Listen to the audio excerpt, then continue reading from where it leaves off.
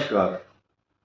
कुंभ राशि पर विशेष चर्चा करेंगे। सभी दर्शकों का बहुत बहुत स्वागत तथा नई जानकारी देनी इसलिए आवश्यक है क्योंकि ये जो हेडिंग आप देख रहे हैं, शीर्षक, वह है कुंभ राशि अग्नि परीक्षा, मंगल और केतु की युति और साथ ही साथ दो ग्रहों के विशेष परिवर्तन जो इनके लिए नए सुख के साधन भी दिलाएंगे तथा आपके लिए कुछ कष्टकारक स्थिति भी बताएगी इस भाव की। ये जो अष्टम भाव है, अष्टम भाव कष्ट का है, अचानक रिस्क लेना या अचानक आने वाली आपदाएं, समस्याओं का कारक है।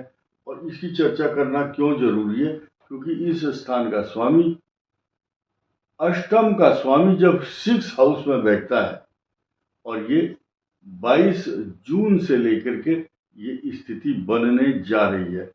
छठे का 8वें का स्वामी, छठे, इसको बोलते हैं छठे का स्वामी अगर अष्टम में बैठ जाए, अष्टम का 6 हाउस में, तो ये अच्छी स्थिति नहीं है, खास तौर से स्वास्थ्य को लेकर या शत्रुओं के द्वारा उत्पन्न षड्यंत्र तथा शत्रुओं के हमले झेलने के लिए आदमी को सजग और सचेत और तैयार रहना चाहिए। आपको एक नई जानकारी दूंगा कुछ समय के बाद, सुनिए आप ध्यान से। पहले हम अपनी जो योजना हमने बनाई है कुंभ राशि के लिए, कौन कौन से ग्रह हम अपने एक योजनाबद्ध तरीके से आपको बताने वाले हैं, उनको आप सुन लीजिए। फिर लास्ट में कुछ नई चर्चा भी होगी। देखिए, ये जो ग्रह है, राहु और चंद्र का ग्रहण योग, इसको समझिए थोड़ा सा। चंद्रमा आपका मन है और राहु जो है अकल्पनीय, अपरोक्ष रूप से अदर्शनीय, यानी कि जिसका कोई स्वरूप नहीं है, वो शक्ति जो है इसको, इसके कुंभ राशि के मन को त्रस्त करती है, पीड़ित करती है, टॉर्चर करती है, इमोशनल बनाती है, हाइपर सेंसिटिव और भावनात्मक रूप से इमोशनली भावनाओं में बह जाना या भावुक हो जाना, इमोशनल होना। तो ये छोटी सी बात को लेकर के मन में पिरो लिया और पिरो करके वो दिमाग में से वो बात 24 घंटे वही घूमती रहेगी अंदर अंदर। ओहो, अब क्या होगा, पता नहीं, मेरा, इसको बोलते हैं एंग्जाइटी, मेरा कोई नुकसान तो नहीं हो जाएगा। रीजन क्या है, ये जो भाव है लगन, ये आपका मन को पढ़ता है, ये आपके मन को रीड करता है हर समय। एआई है ये आपका, आर्टिफिशियल इंटेलिजेंस। कैसे? क्योंकि 6th हाउस रोग का स्थान है, ऋण का, शत्रु का। तो ये शत्रु बना हुआ है यहां लगन में आकर के, और शनि की राशि में जो इसकी शत्रु राशि भी है। अब शत्रु राशि में कुंभ राशि हर समय पीड़ित रहती है, अशांत, चिंताजनक, और राहु साथ में बैठ गया। हालांकि आप अपनी गुप्त बातें, अपने मन की चिंताएं, अपने मन की व्यथाएं, चेष्टाएं तथा जो आप प्लानिंग कर सकते हैं तथा आपकी अंतरात्मा के अंदर कौन कौन सी पीड़ा छिपी हुई है, आप बताते नहीं है किसी को। ये आपकी क्वालिटी है और बताने से लाभ नहीं होता। बताना उसको ही चाहिए जो आपकी मदद कर सकता है, या देवताओं को अपनी बात, अपने मन की बात कहनी चाहिए। सो तुम जानहु अंतर्यामी, पूर्वहु मोर मनोरथ स्वामी, भगवान सूर्य नारायण से या अपने इष्ट देवता से ये मन ही मन कहना चाहिए। प्रभु, मेरी समस्या क्या है, वो भी आप ही जानते हो, और दूर कैसे होगी ये भी आप ही जानते हो। इसके अलावा ये जो है चंद्रमा शीघ्रगामी ग्रह है, अशांत कर देता है। जैसे समुद्र एक तो शांत है और दूसरा है कि ज्वार भाटा और उसमें तरंगे, सुनामी आ जाती है। तो ये जो नेगेटिव थॉट्स जब राहु आता है तो ये मन जो है हिलोरे उछाल लेता है। इसलिए ऐसे आदमियों को ऐसी समय पर मेडिटेशन करना चाहिए, या मोती रत्न धारण करना, या सफेद वस्तुओं का दान करना, और सबसे अच्छा तरीका है मेडिटेशन। और हर पूर्णिमा को या सोमवार को दूध का दान करने से भी आपके मन में होने वाली जो उद्वेलित होता है मन, उद्विग्नता, बेचैनी, अशांति, एंजाइटी, नेगेटिव थॉट्स, इनसिक्योरिटी सब खत्म होंगी। ये अकेला ही इतने सारे कॉम्प्लिकेशंस पैदा करता है। अब आगे बढ़ते हैं।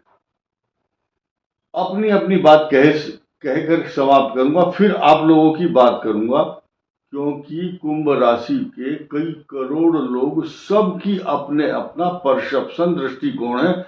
और हर आदमी बैठा हुआ वीडियो इसलिए सुनता है, वो ये सोचता है मेरे मन से जुड़ी हुई बात कहीं वीडियो में अगर आएगी तो मुझे ये अच्छा लगेगा, ये पंडित जी मेरे दिल की बात कहेगा तो ठीक है, नहीं तो मुझे ये वीडियो पसंद नहीं आएगा। तो ऐसे व्यक्तियों को जिनको पसंद नहीं आता है, तो कृपया हम ये कहेंगे कि आपको, आपसे रिलेटेड कोई बात है उसको ग्रहण कीजिए, वरना आप ग्रहण मत कीजिए।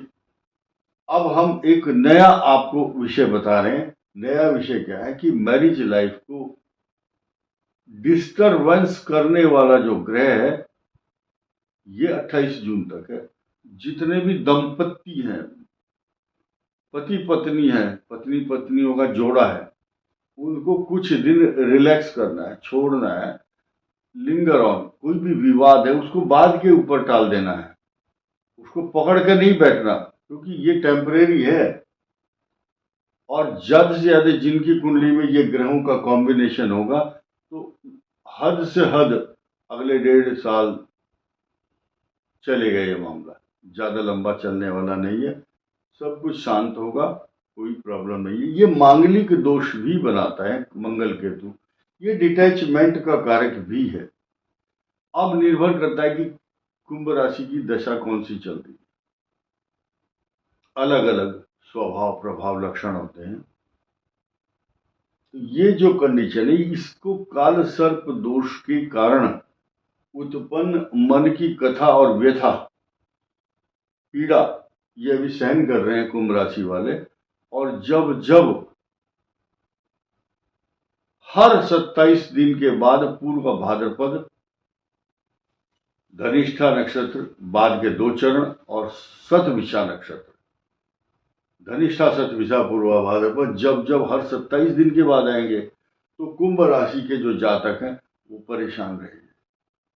तो उन 2-2.5 दिनों में आप अपने आप को काबू करो और पेशेंस के साथ चलोगे तो ठीक रहेगा।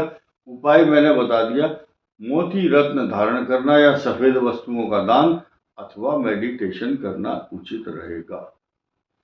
अब देखिए, ये जो डिटैचमेंट वाला इन ग्रहों का काम है, अपना एक्शन लेना। अब दिक्कत क्या है, यहाँ एक शब्द आया कि अग्नि परीक्षा। अग्नि परीक्षा यही है आपकी दिक्कत। क्या है, आपको रोजगार से संबंधित ये जो सपोर्ट देगा, ये रोग कारक रहेगा, क्योंकि अष्टम का भाव का स्वामी छठे है। और 22 जून को आने के बाद ये आपको बिना बात की समस्या देगा। रूट कॉज आप ढूंढना चाहें कि कारण क्या है मेरी समस्या का, आपको मिलेगा नहीं, उसका डायग्नोज नहीं हो पाएगा। अब ये सारी अच्छे अच्छे पॉइंट नए नए अब मैं बताऊंगा। ये नेगेटिव पॉइंट्स थे। तो कुंभ राशि वालों को बहुत संयम से चलना है, जल्दबाजी नहीं करनी, मैरिज लाइफ को संभालना है। नौकरी, व्यवसाय और रोजगार से संबंधित कोई व्यवधान और परेशानी नहीं आएगी।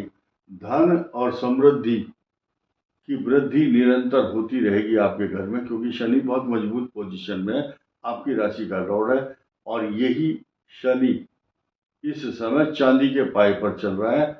80% लोग ये सोचते हैं जो दुखी और कष्ट और परेशानी में है, बोले यार चांदी का पाया तो बता दिया, लेकिन यहाँ तो पैसे नहीं आ रहे। भाई, आपकी जो महादशा है, आपके और भी ग्रह इस चीज को इंडिकेट करते हैं या बताते हैं कि आपको पैसा कैसे मिलेगा। लेकिन फिलहाल देखा जाए तो आपके पैसे में ये 3 ग्रह इजाफा करते हैं, जब इनकी दृष्टि यहाँ होती है तो एकादश भाव में जो ग्रह बैठता है वो अच्छा फल देता है। एकादश भाव पर जो भी ग्रह दृष्टि डालता है, चाहे वो शत्रु दृष्टि है चाहे मित्र दृष्टि है, रिसोर्सेज ऑफ इनकम तो बढ़ाएगा। क्योंकि भाई बादाम, चाहे बादाम आदमी खाए, बच्चा खाए, स्त्री खाए, बादाम का गुण तो सबको मिलता है। ठीक इसी प्रकार ये जो शुक्र है ये सीधे सीधे आपको दो तरह से लाभ देता है। शुक्र यहाँ मेष राशि में बैठ करके भाग्य स्थान को मजबूत करता है। भाग्य में अगर कोई पीड़ा, बाधा, रुकावट, अशांति, आपको नुकसान पहुंचाने के लिए कोई घर से चला तो वो चल नहीं पाएगा, रास्ते में ही ठप हो जाएगा। क्यों? क्योंकि आपने देखा होगा रामचरितमानस और जब सीरियल चलता था और महाभारत, तब जो बाण होते थे भगवान के वो तो टिके रहते थे और दुश्मन का जो बाण है वो छुप जाता था, गुम हो जाता था, लुप्त हो जाता था। इसी प्रकार से जो आपको नुकसान पहुंचाने के लिए चलेगा घर से वो लुप्त हो जाएगा। उसका विनाश इसलिए जरूरी है क्योंकि इस छठे भाव का स्वामी यहां बैठ करके मंगल के द्वारा दृष्ट है, इसलिए शत्रु का विनाश होगा ही होगा। अब एक नई चीज देखिए, ये जो शुक्र है, मैंने कहा था कि इसकी दृष्टि आपके भाग्य स्थान पर है, मजबूत है आपका भाग्य, लेकिन उससे भी अधिक अच्छा जब होगा शुक्र 29 जून को वृष राशि में मालव्य योग बना करके आपके घर में अच्छी साज सज्जा, अच्छा खान पान, अच्छी बेडशीट, अच्छा वाहन, मकान, फ्लैट, सवारी, प्रॉपर्टी, जायदाद, सोना चांदी, रत्न, आभूषण, आपके पशु।